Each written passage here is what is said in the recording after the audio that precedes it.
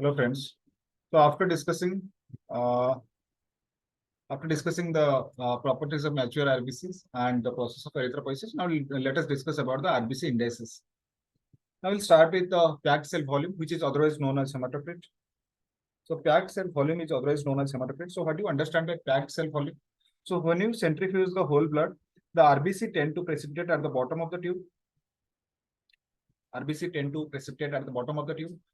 Over that, you will find the buffy coat, which will contain the WBC and platelets, and above that, you will get the plasma. You will find the plasma. Normally, this packed RBC is around 40 to 45%, and this is known as the packed cell volume or the hematocrit. So, normal hematocrit, for the sake of simplified calculation, we take normal hematocrit as 45%, or sometimes you can describe it in decimal, that is 0.45. So, this is the normal packed cell volume. Then what is the normal RBC count? In a normal individual, it is around 5 million per microliter. 5 million per microliter.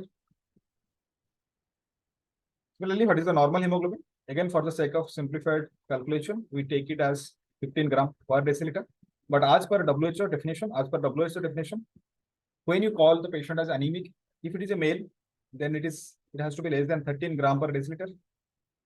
And if it's a female, it has to be less than 12 gram per deciliter. So to call them as having anemia, it has to be less than 13 for males and less than 12 for females. This is what WHO says. Okay, so these numbers are important. So hematocrit is 45%, RBC is 5 million per microliter, then hemoglobin is 15 gram per deciliter. One thing you can appreciate that the amount of hemoglobin is 1/3 of the total volume. Okay, that is what we have discussed previously also. The amount of hemoglobin is not proportionate to the total volume of the RBC. That's why they make the biconcave cell. Okay, and usually the amount of hemoglobin is 1/3 of the total volume.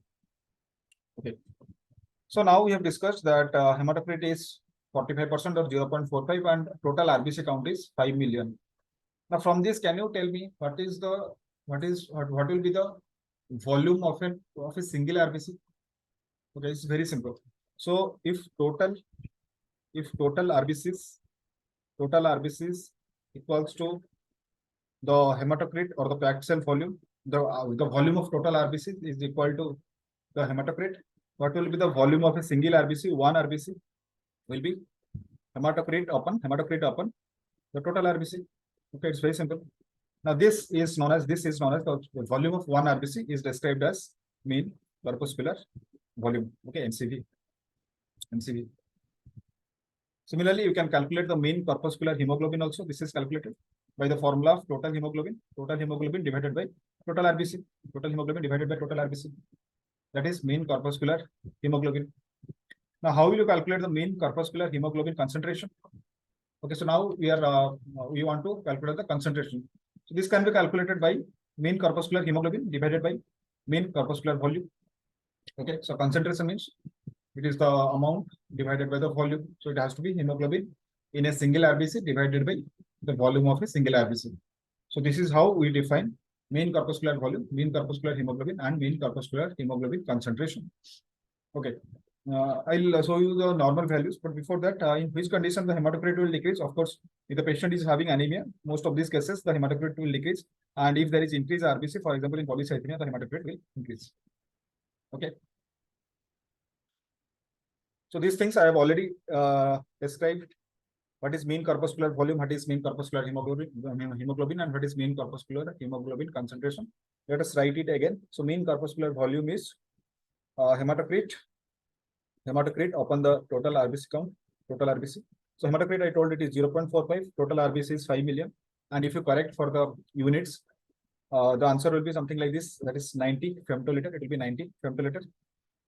If the MCV is less than 80, these are known as microcytic RBCs. If it is more than 100, these are described as macrocytic RBCs.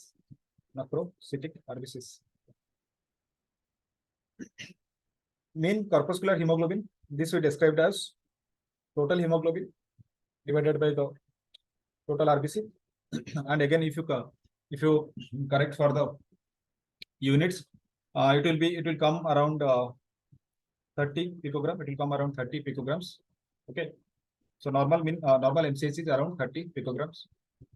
And coming to the concentration, So concentration, I told you it is the hemoglobin in one RBC divided by the volume of one RBC, that is MCH divided by MCV. So answer will be, it will become 33 gram per deciliter. Okay, so 90 divided by 30, and if you correct for the units, it will become something like 33 gram per deciliter. So these are some of the normal values. Okay, but of course they have the range. If you see this table from ROBBINS, you can see everything has a range. Okay, so RBC count, I told around 5 million per microliter is normal, but the range is 4.3 to 5.9. Reticulocyte count, I have told previously, it is described in percentage. Normal is 0.5 to 1.5%. MCV, 90 is the mean. For the sake of simplification, we take it as 80 to 100. But as per the textbook, it is 82 to 96. MCH, I told it is around 30, so 27 to 33 is the range. For MCHC, it is 33 to 37 gram per deciliter, that is the range. Okay, again, these ranges, they vary from lab to lab, so no need to worry about it. Just remember the mean values. Now let us discuss about the red cell distribution width. Red cell distribution width. That means this will measure the variation in the size of the RBCs. Okay, or you can say they will measure the distribution in the size of the RBCs. So normal RDW is 11.5 to 14.5. It is normal 11.5 to 14.5. And this happens, the normal RDW you will find whenever the RBCs are almost equal size. RBCs are of almost equal size, you will get a normal RDW. But whenever there is anisocytosis, what do you mean by anisocytosis? That means variation in size. Variation in size is known as the anisocytosis. And whenever there is anisocytosis, as you can see here, some RBCs are big, some are small, some are medium. So whenever there is anisocytosis, there will be increased RDW. Increased RDW means more than 14.5. There is no concept of decreased RBW. Either it can be normal or it can be increased. And classically, this increased RDW is described in iron deficiency anemia. It is described in iron deficiency anemia because they have combination of normocytic and microcytic anemia, microcytic RBCs. So it is described in iron deficiency anemia. And this point helps us differentiating iron deficiency anemia from other microcytic anemias. I mean, there are other parameters also by which you can differentiate, but this is one of the important parameters from the CBC report itself that you can at least you can guess that it may not be iron deficiency anemia if the RDW is normal. Okay, so that's all about the RBC indices. Next, we'll go to the individual anemias.